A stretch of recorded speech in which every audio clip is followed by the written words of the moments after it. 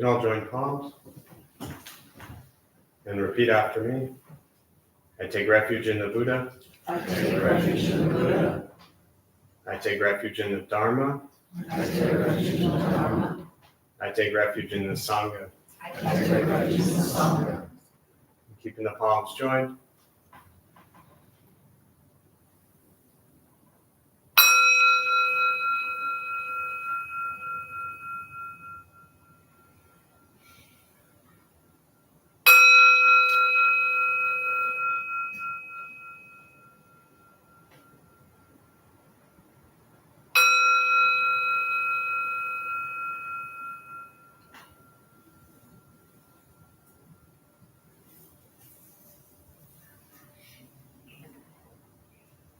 Put the palms down.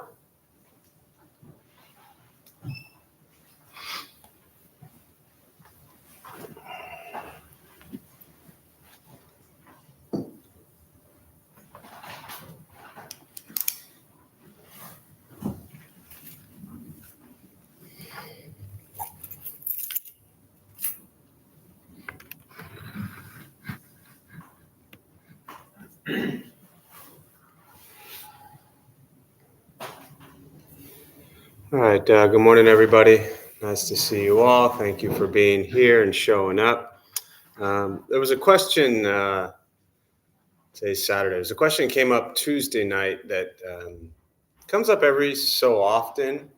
And I like when it does because it's an opportunity to kind of address it a little more and just kind of throw it out there as reminders. And it's something that I think for a lot of people, it may be something that plays out in your head from time to time. It just depends on kind of where you are with meditation, Buddhist practice, things you've studied, things you've learned, you're brand new, whatever it might be. But the question was, in essence, talking about the life of the Buddha and saying, well, he was a monk. And so it was very different for him than it is for us, almost as if the practice required one to be a monastic, to be a monk or nun. And what I didn't even spend any time talking about was the middle path, but specifically what I challenged the individual who asked the question, and many of you have heard me say this, all my silly little kind of challenges of, if you have 100 shirts, you probably would do fine with just 50. If you spend $25 on a meal, you'd probably be fine with just $15. So finding ways to practice. But I wanted to kind of start today a little bit about really beginning to explore in your life when you learn these teachings, generosity, morality, patience, diligence, concentration, wisdom. When you look at the root cause of suffering as the Buddha taught it, generosity, how that plays into your life to overcome greed, how compassion plays into your life to overcome anger, and how wisdom plays into your life to overcome ignorance. None of these things have anything to do with being a monk or a nun or living some monastic lifestyle. Anyone in here at times find themselves being greedy? Anyone in here at times find themselves being angry? Anyone in their times find themselves being ignorant, meaning ignoring reality and stuck thinking that your reality is correct? Anyone in here think that their views are right all the time? No, none of you. Right, one. Thank you very much. Right? So this is all that's required. That's it. It has nothing to do with being a monk or nun or living some monastic path or being in a monastery or being in some other country or any of that stuff.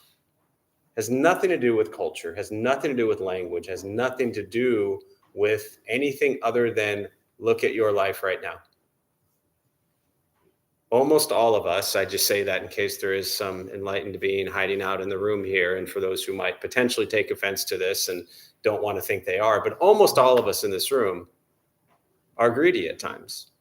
Almost all of us in this room are angry at times, and almost all of us in this room are ignorant, meaning we're ignoring reality in a sense that we're stuck in our perception of reality.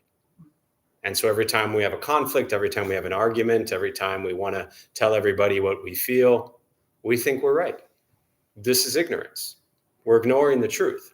The truth is beyond our perceptions of reality, regardless of how convinced we are that we're right. Any of you convinced you're right about so many things? And then what do you think about everybody else who disagrees with you? They're what? Wrong. They're wrong.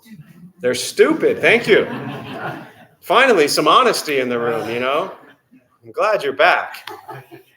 But that's the general idea, is that we think we're right, they're wrong, and therefore we like to let them know.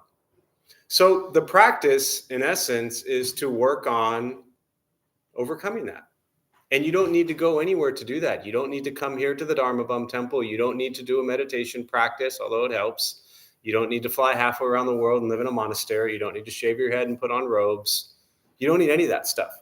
All of that is part of what I call kind of this facade or illusion of Buddhism, where it's kind of this thing that's perceived as this mystical, cool thing from a long time ago because he was a prince and he left that life. You don't need to do any of that, right? Last I checked, and I don't know all of you too well, any prince or princesses in the room, right? So I think we're good on that level too. Just look at your life right now. Look at the people in your life. Look at your loved ones, your family, your friends. How generous are you with them? First and foremost, and it was funny because I reflected on this question after, because I knew it was something I wanted to talk about. And how many of you here Tuesday night know what I'm talking about, right? Some of you, that question. And I started out with the example of food because I wanted to touch on how much food we waste and things like that. Clothes we consume. And so I asked the person, I said, was going to use the example of food. And I said, what did you have to eat today? And the response was coffee. And then after that was jelly beans. So I quickly jumped to clothes because I knew food wasn't going to work in this example. But when I reflected on that response, what I realized was what I should have said was, looking at the practice of generosity includes giving to yourself, includes taking care of yourself.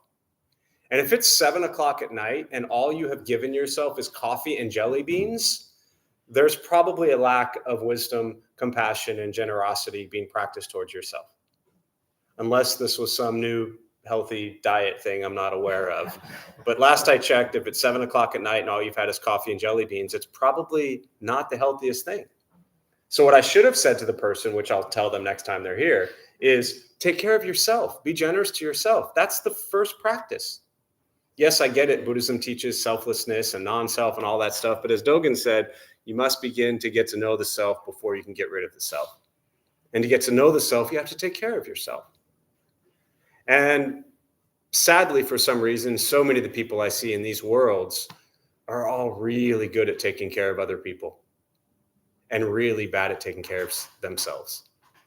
So giving yourself self-love, self-compassion, these are all generous things that you can do to take care of that person that then needs to cultivate from that place.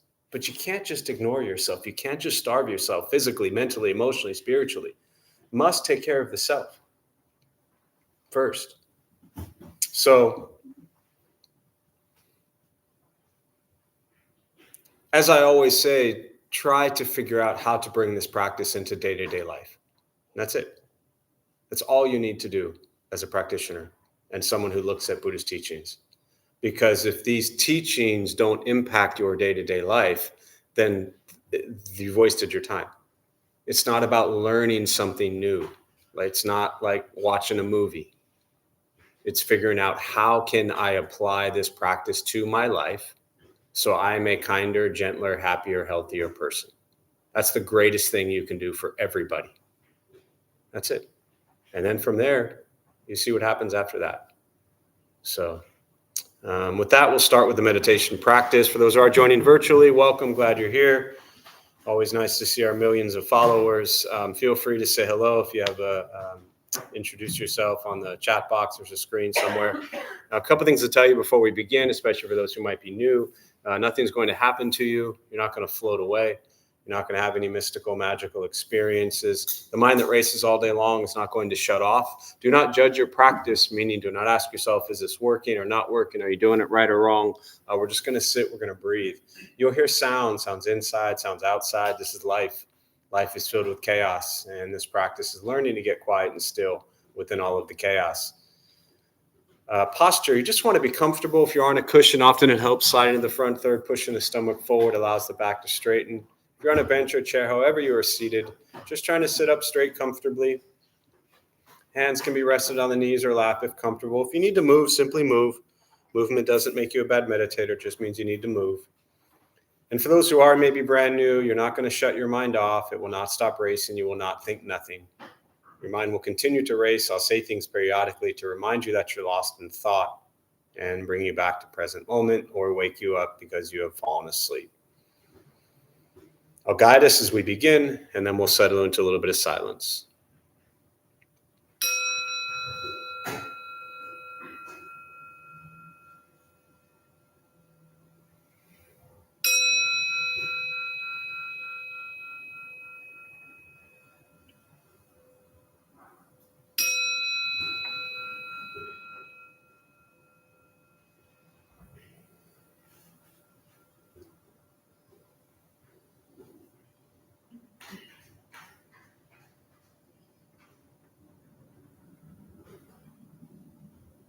And starting with the eyes closed, if comfortable, or slightly open. Mouth is open or closed. We'll start with taking 3 deep breaths slowly.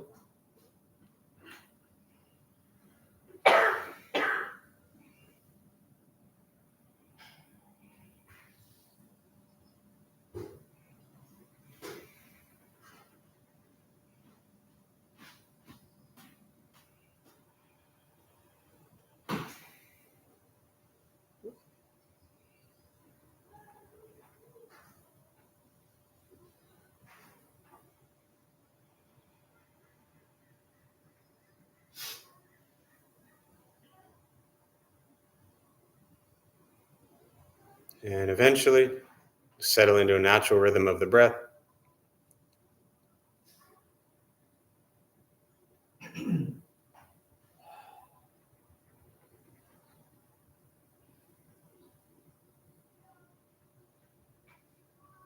Noticing the mind as it wanders, jumping from thought to thought.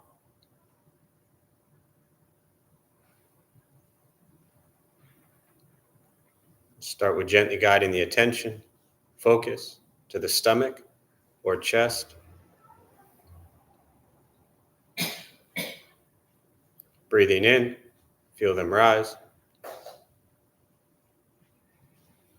Breathing out, feel them fall.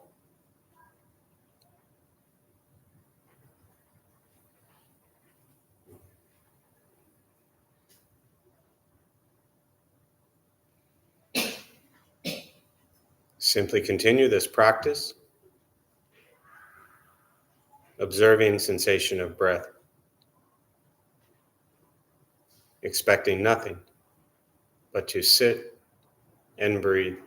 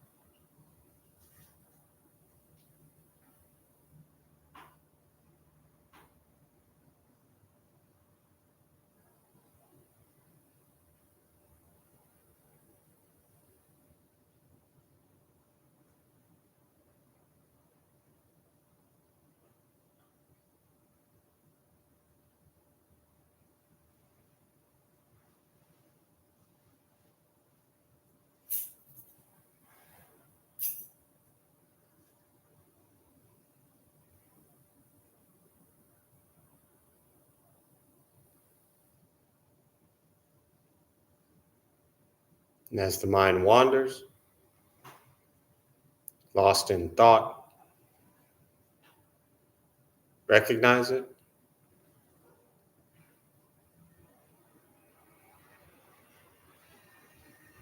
Release that thought. Return attention, focus to the breath.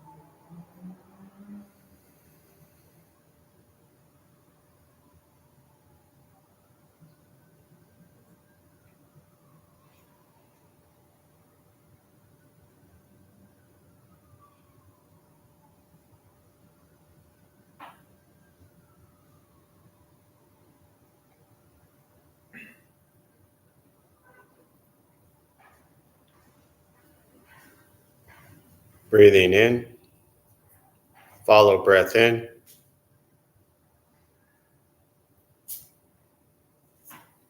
Breathing out, follow breath out.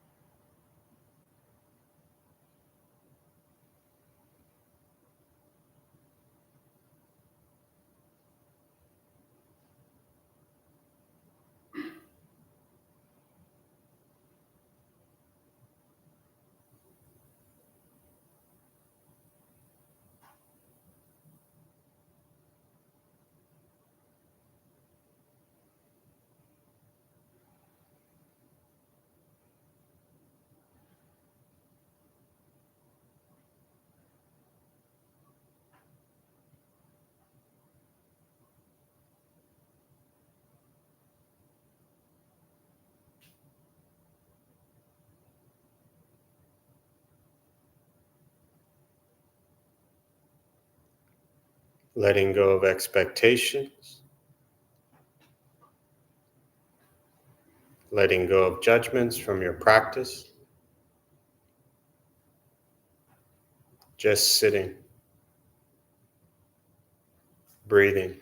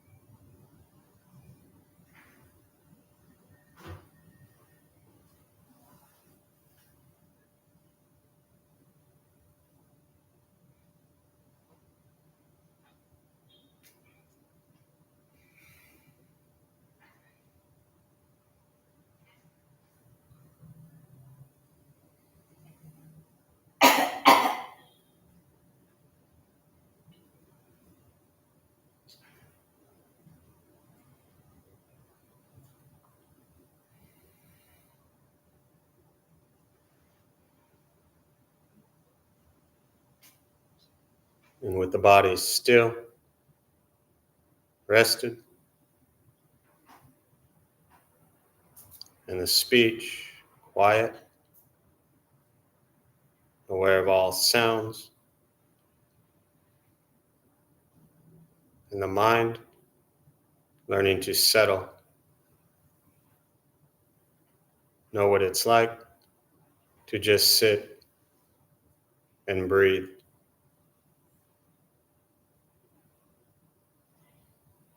knowing with each breath there's nothing else to do, nowhere else to go, and no one else to be.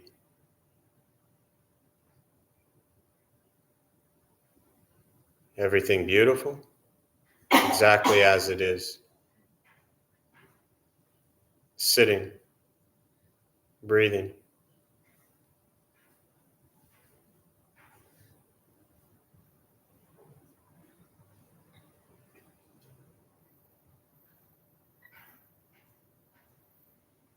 Once again, taking 3 deep breaths slowly.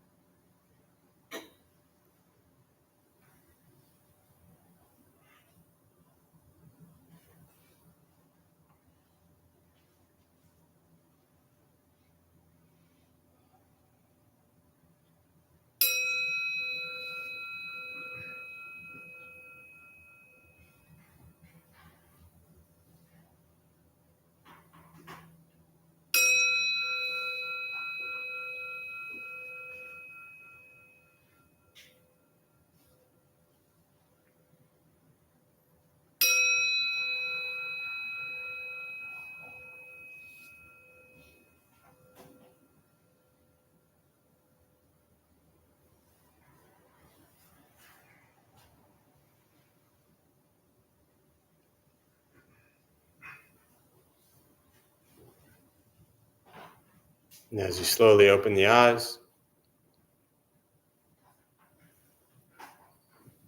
slowly beginning to move,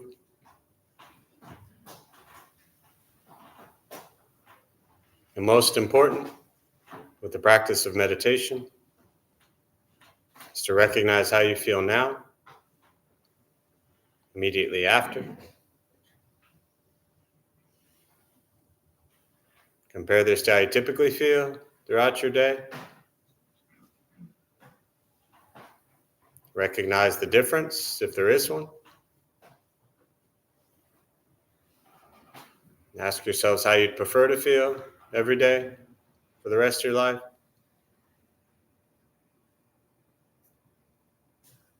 And realize however you feel now, if it's quiet, calm, and still, or a busy mind, racing mind, whatever you're sitting with at this moment has nothing to do with anything I said. It's nothing to do with how you sit and hold the hands or cross the legs. It's nothing to do with the sounds around us or anything else for that matter.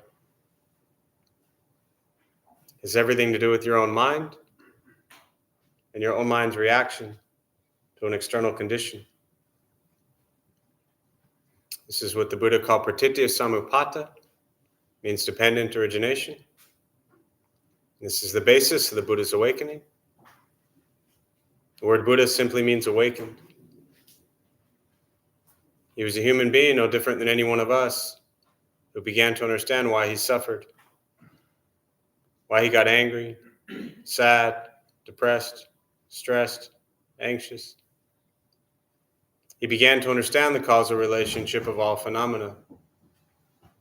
And what that means very simply for all of us, regardless of where you come from or what you believe in and where you think you're going, your whole life is filled with things that happen. You react. More stuff happens, more reactions. That's it. That's what we get.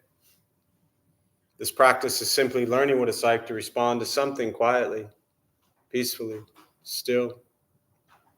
Because for most of us, the way you responded to the last 20 minutes is quite different from how you respond to every other 20-minute period of your day. And so all we're working on is closing the gap to where the way you feel now is closer to how you feel always.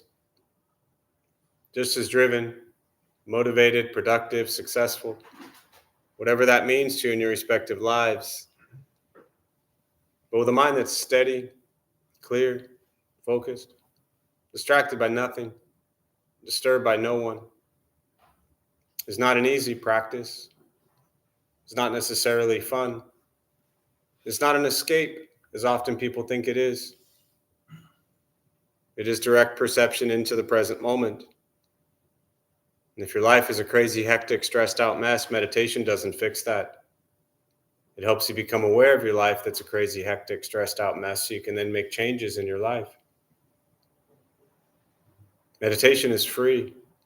Buddhist practice is free. It's just sitting, breathing, becoming aware of what you think, what you say, and what you do. And that's it.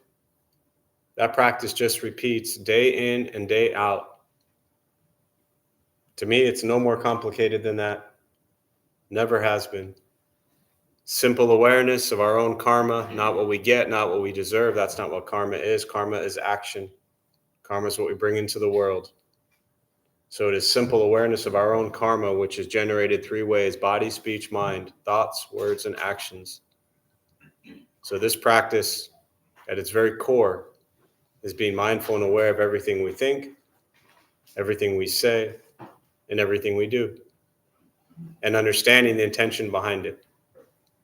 That's all. And we continue to practice that every day. And that never changes. Doesn't matter where you are. As I spoke about earlier, it doesn't matter what your lifestyle is. Just practice kindness towards self and towards others. That's the heart of this practice. And that's why it's so easy. You just have to be nice to everybody. That's all. Look at you. Y'all look like a nice group of people. Well, some of you. Most of you. Once we stop trying to change, fix, control, manipulate everything around us, which is where we spend so much of our time hoping they do this, hoping they do that, wishing they would do this, wishing they would do that, so much time focused on the actions of others. And we work on our mind and our reaction to the world around us, life gets simpler. And this does not mean that we ignore the actions of others.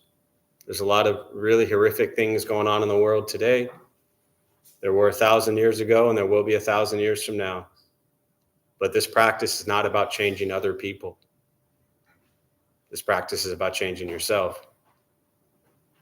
And that in and of itself is very difficult for many people, because it's much easier to just blame everybody else for all the problems in the world and all the problems in your life.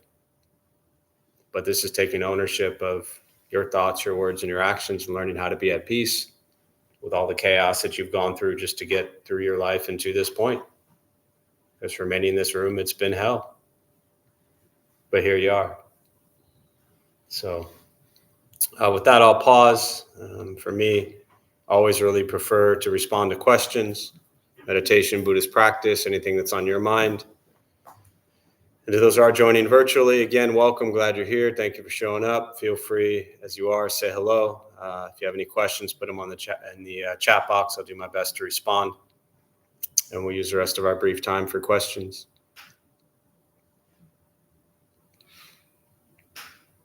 I have a comment. I have a question. So the comment is that that tableau behind you is like you looking at the coffee and jelly beans. Yeah. The emaciated Yes. Buddha. Near death. Near death, right. Yeah. And then the question is about the self-care that you talked about. And so you talked about self-care and you talked about self-awareness just now. My question is, I never really understood the no self aspect. Sure. And so can you help me understand it? Like maybe by reflecting on where does that dissolution of the self start? Sure. Once you get over that whole coffee and jelly beans. So the question for those, just to paraphrase, to kind of sum up, is I talked about self-care, taking care of the self, and you never really understood the teaching of non-self. What is that all about? Who wants to know what the teachings of non-self is? Who's asking that question? My brain. Your brain. Well, is your brain you?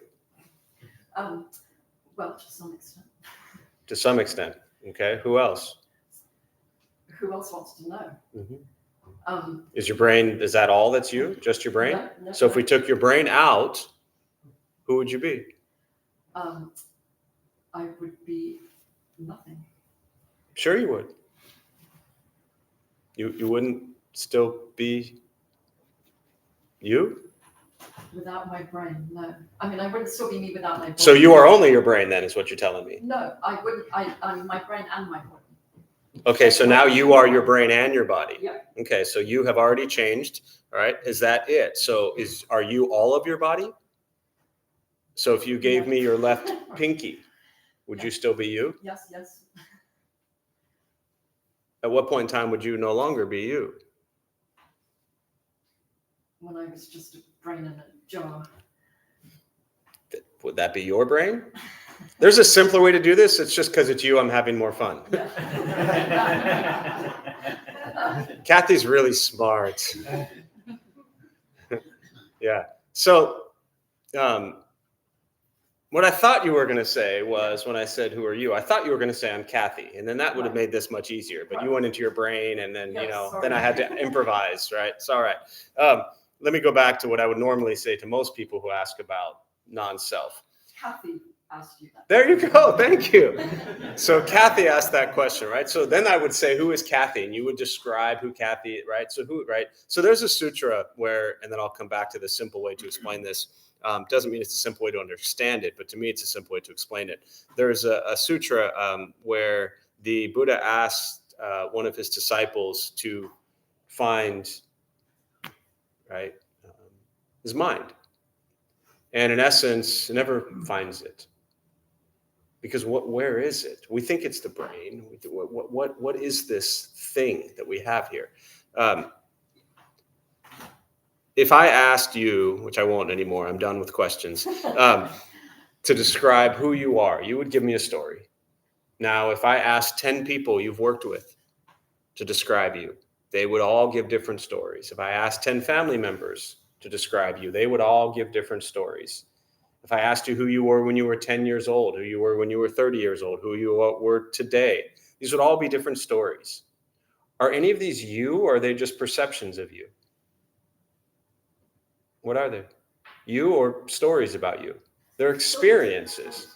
They're experiences that create this box, this illusion we have that says, I am Jeff. And we give that word a meaning. And you have told yourself a story about yourself your whole life. And every year that story changes. More experiences, more stories, different stories, they change. But those are all just your perceptions of you. Non-self, in brief, doesn't mean that you, Kathy, are not here. It doesn't mean you don't exist. It just means that you exist completely differently from how you perceive yourself to exist. If I say, tell me who Kathy is, you'll give me some grand story.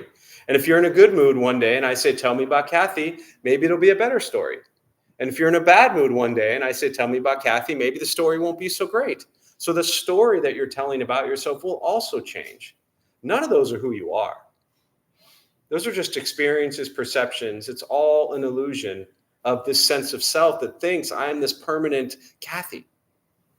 Kathy's just some word, right? When I was born, my parents were like, that's Jeff. And there's these things called fingers pointing at me, and they're like, that's Jeff. And then all of a sudden, I'm like, oh, I guess I'm Jeff.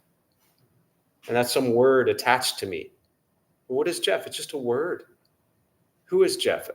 Just a trillion experiences. But you cannot identify this single one entity. Often people in Buddhist teachings, people use things like motorcycles or a car or a chair. Right? Think about that chair, right? When does that chair stop becoming a chair? If you take all the legs off, is it no longer a chair? It's still a chair, it's just a lower chair. If you take the back off, it's still a chair. Yeah, it's a chair just without the back. If you take the bottom off of it, is it still a chair? Yeah, it's just a chair without a bottom. So it always changes. But when does something stop becoming ourself? We're always never ourself. Does that clarify things? For you? It has, yes. Yeah. Yeah, we're the story. We are the story. And that is the thing that Buddhism is so good for dissolving. Correct. It's believing the story. Correct. Yeah. We believe that story to be us. Yeah. And then we spend our whole lives trying to fix us because we think that story is us. That story is just a bunch of experiences that then people have said, you are good, you are bad, you are right, you are wrong. Yeah. So ultimately there is no, and then it gets into, without getting too far into this, it gets into, as the Buddha said, there is no permanent self.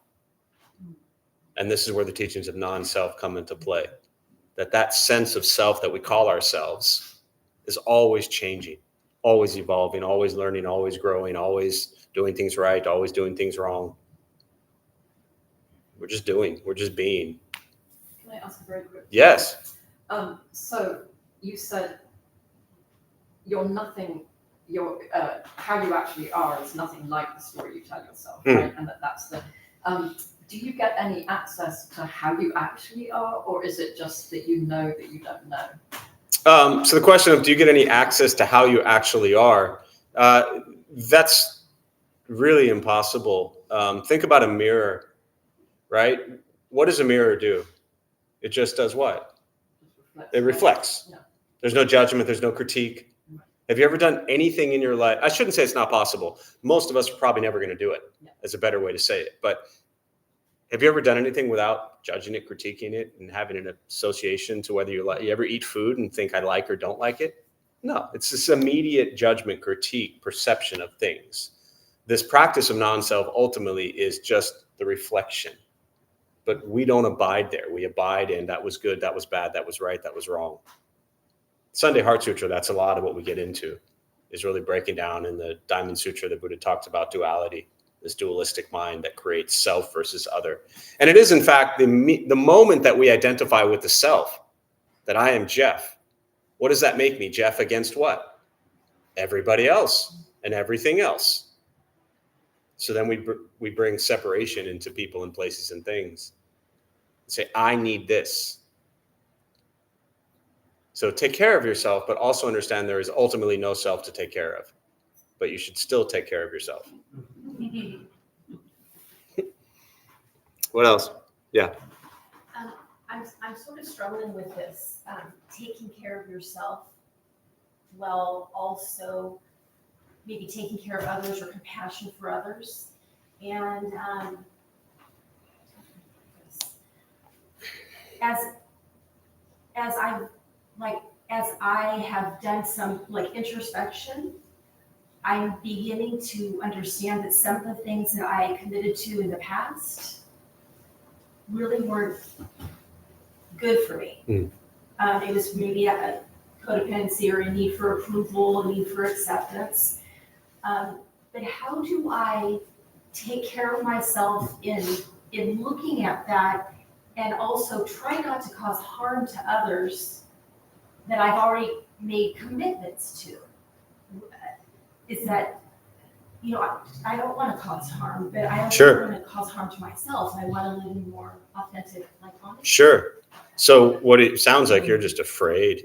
Sounds like you have tremendous fear about, it is not your obligation to please others. Again, I don't want to turn this into therapy, Right.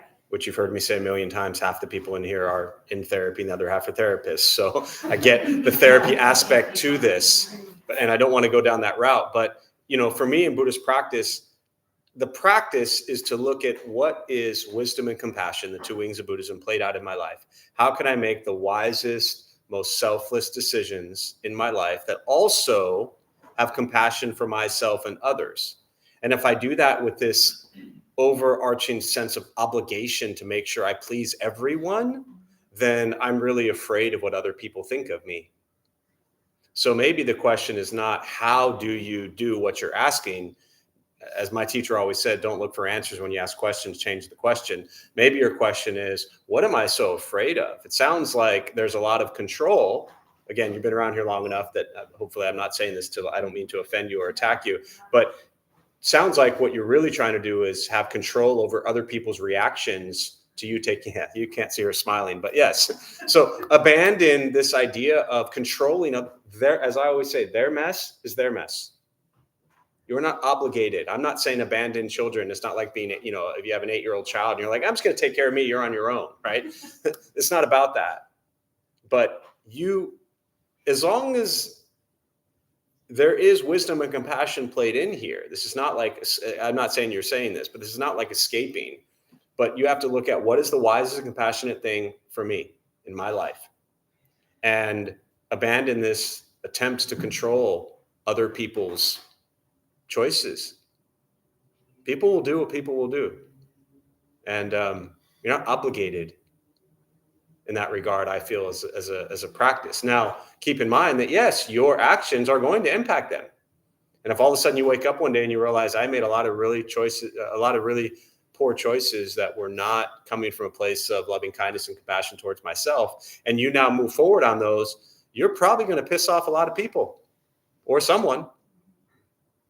Or you can continue to just live out a lie your whole life. That's up to you. Just because you're afraid of what other people will think or say or do. Cannot control others' actions. To me, the practice of morality, the honesty, is to be honest and true with thoughts, words, and deeds. And stay true to that. And then, as they say in Buddhism, let the chips fall as they may.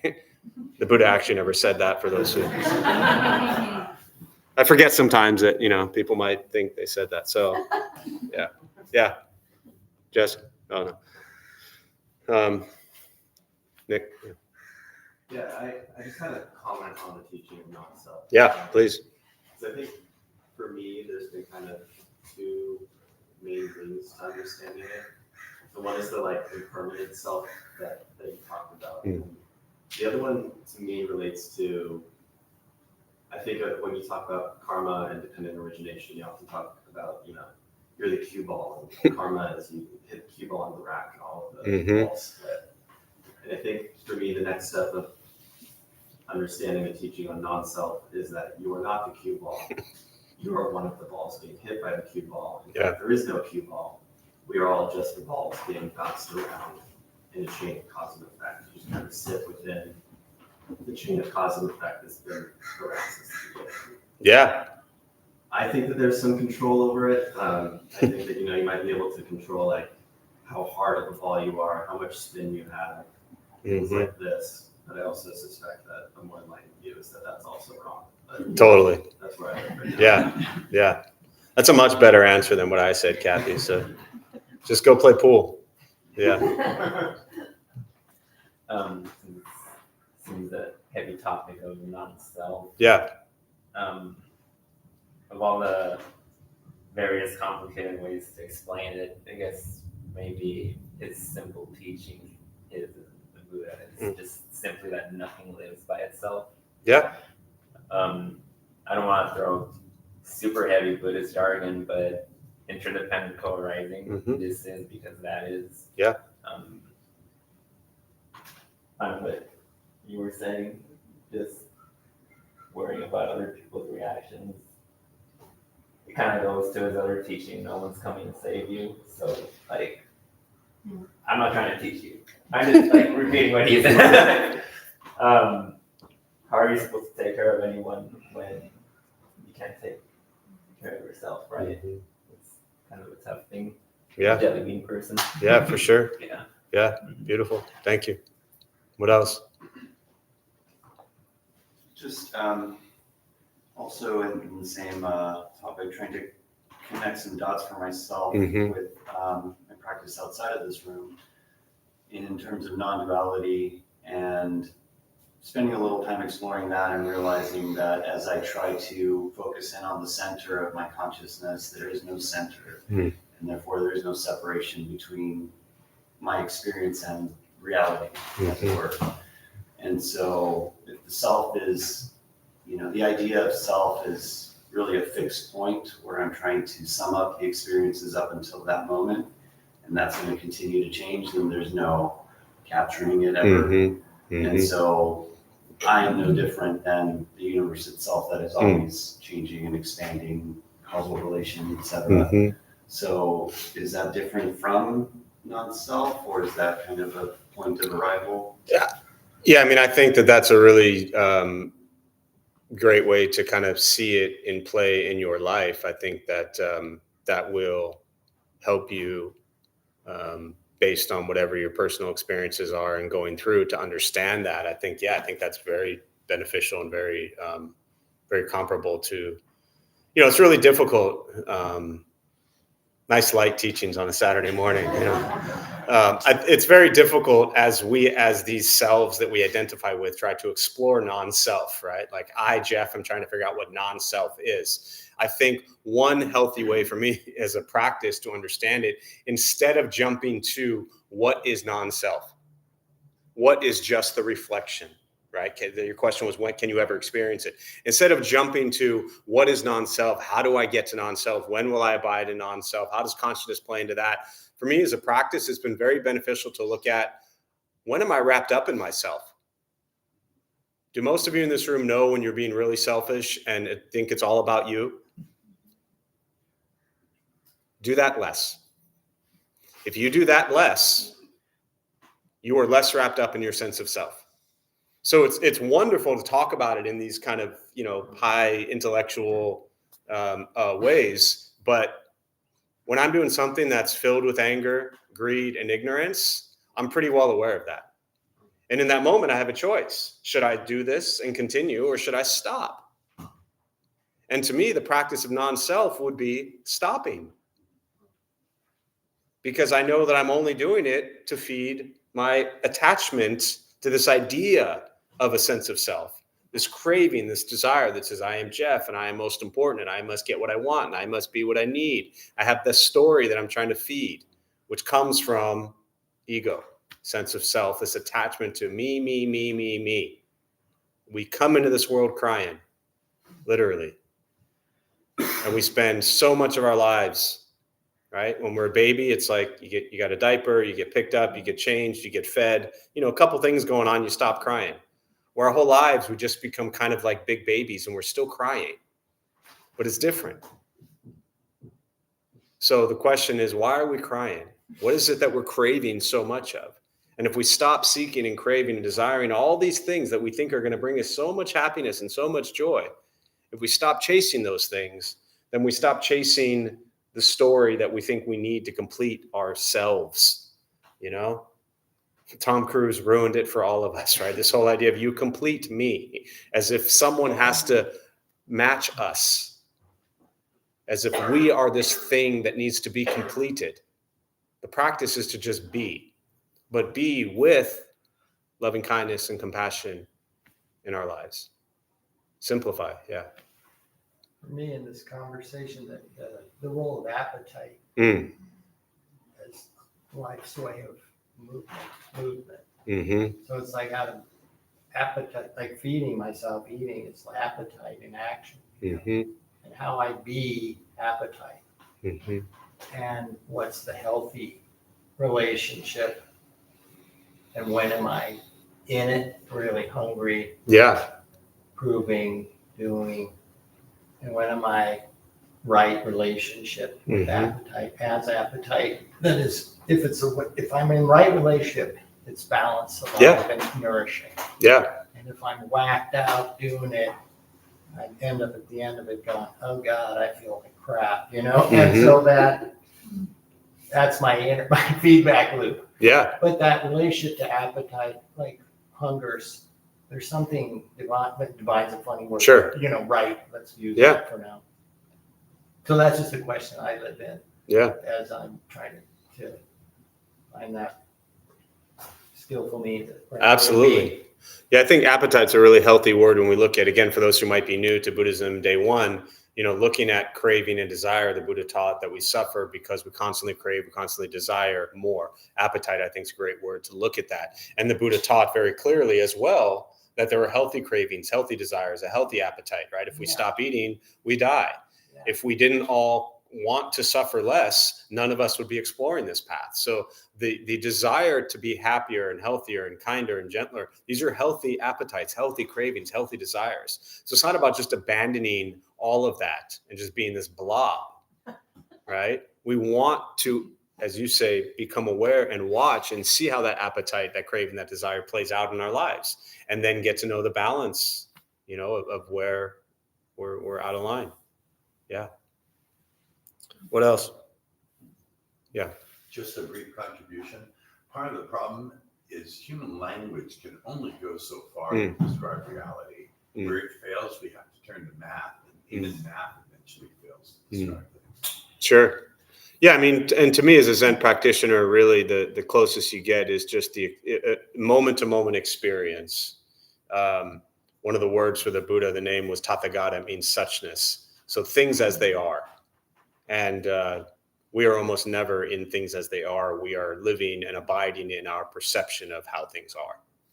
And, that's where as soon as we start to describe something, I can take a bite of pizza, that bite, that is the experience, that moment. And then as soon as somebody says, what does that taste like? I'm now describing it. That description of it is nowhere close to what it actually tastes like. It's just my perception of it. And so when we begin to see how these things play out in our lives in every way, everything is just our perception of an experience. Even back to your question, that's just your perception of the experience of what's going to happen, that fear, perceiving what's going to happen. These are all these stories that we can get lost in our head that really do cause us tremendous suffering because we're so worried about the story of everything around us. We are alive. We have this life. We're going to die. That's it. While we're on this journey in this life, practice kindness and compassion toward yourself and others because you're still going to die. So why waste it being angry and miserable and pissed off?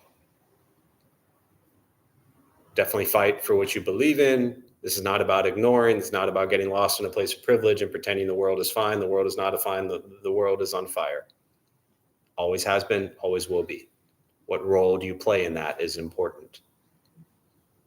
What else? Oh, there's a question here. Question about chronic pain. I've been dealing with chronic pain for decades, and I've noticed recently that my body will show signs of stress even when I'm not feeling stressed mentally. Any guidance would be great. Yeah, this idea of chronic pain is that, let me read that last part again.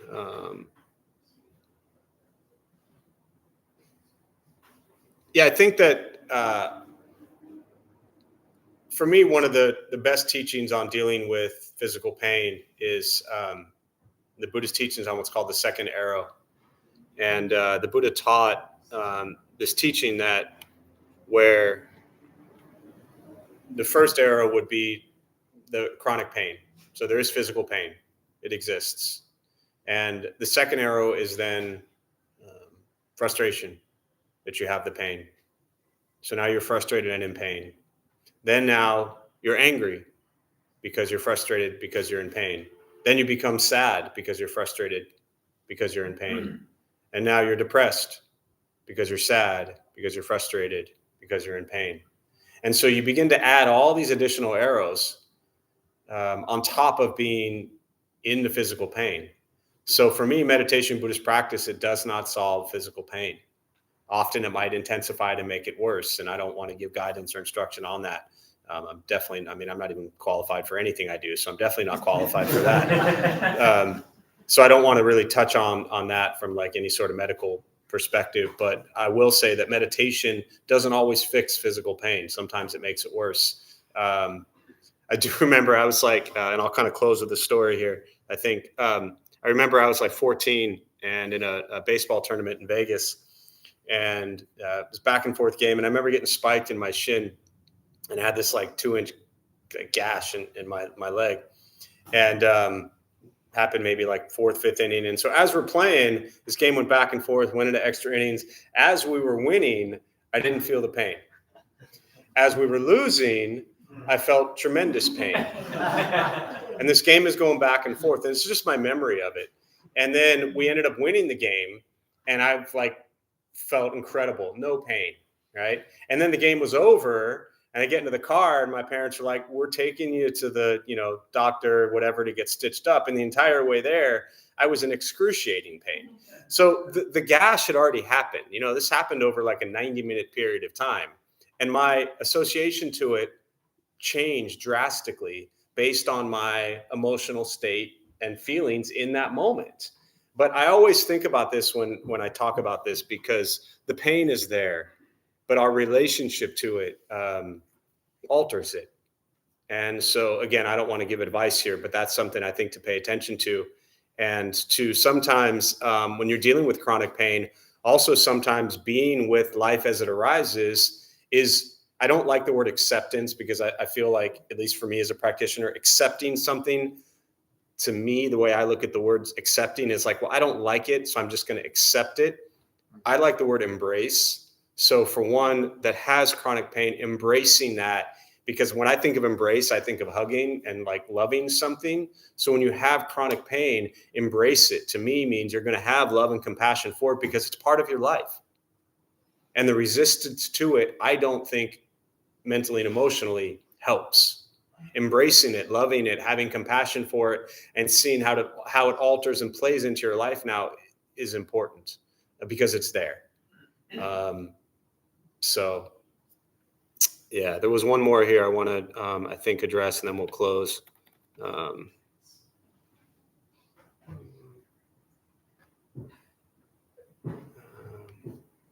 can't see that question anymore, so I think we're good. Any other final thoughts or questions before we close? Go ahead in the back. Nope, go ahead. I have chronic pain, so that's something I've thought a great deal about. And I recently did a mindfulness-based stress reduction class. And one of the things they talked about was like not identifying pain as my pain. And that to me really relates to the non-self. Because if I'm more than my body, then I'm more than my pain. Yeah. I am not just my pain. I am an awareness. I'm more than my body. I'm more than my mind. And so when you were asking those questions, I was thinking about that and being like, wow, the non-self really also relates to not personalizing pain, because then all of the stories and emotions that are attached to it Yeah. create suffering. This is why I love the Sangha, because all I did, secretly, kind of intentionally, I just confused Kathy even more. So I appreciate the two of you actually giving her answers that she can work with. That's really awesome. Thank Yes. you. Thank you. Yeah, it's beautiful. All right, so I'm going to close on that. We'll join palms. May the benefit of this practice be shared with all beings in all directions. May all beings be at peace. May all be free from suffering.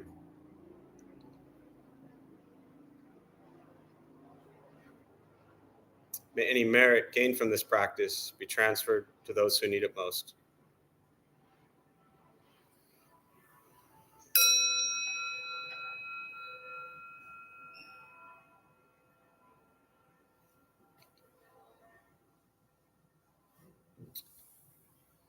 All right, before you all head out, our Dharma Bum host, Juan, has a few announcements for us.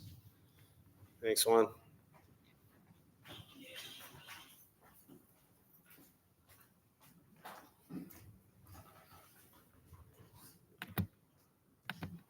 Hello everyone, we opened the Dharma Bum Temple 18 years ago to introduce Buddhist practice to those who show up. Those who did are not nuns, monks, gurus, masters, or teachers, and are not looking for students. They are simply practitioners sharing their interpretation of the practice. Every night we have different classes led by different people from various Buddhist traditions. We have a recovery sangha that meets several times a week for anyone with addiction, and our food distribution program is every Thursday at 4:30. We have classes and programs every day, and everything we offer here is always free. The full schedule is on our website and also posted in the entryway above the shoe rack. We have a lending library. If you see a book you'd like, feel free to borrow it, then bring it back whenever you are done. Thank you for being here. We wish you well and hope to see you again. Thank you. Thanks, Juan. Thank you.